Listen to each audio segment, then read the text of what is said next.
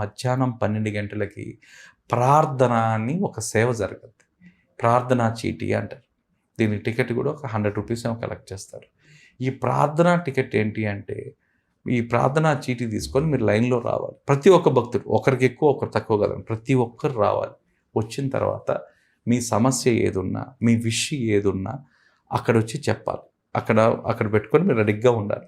12 కాగానే ఎవరైతే ప్రధాన అర్చకుడు ఉంటాడో అతను ఒంట్లోకి స్వామి వస్తాడు. అతను కరెక్ట్గా గడప మీద నిలబడుకొని ఉంటాడు. ఆ గడప మీద నిలబడుకొని ఉంటాడు ఆ ప్రధాన అర్చకుడు. ఆ గడప మీద నిలబడుకొని మీ సమస్య ఏదైతే ఉందో డైరెక్ట్గా సుబ్రహ్మణ్య స్వామి వింటాడు. ఆయనే విని ఆయనే మీకు ఒక పరిష్కారం చెప్పి, ఆ పరిష్కారం కానీ ఆ విషయం కానీ మీకు ఎప్పుడైతే తీరుతుందో ఆ రోజు వచ్చి అదే టెంపుల్లో మీరు ఆ సేవ చేసుకోండి అని చెప్పి ఒక టిక్ మార్క్ ఇస్తారు. ఆ చీటీలో సేవలు ఉంటాయి, టెంపుల్లో జరిగే సేవలు.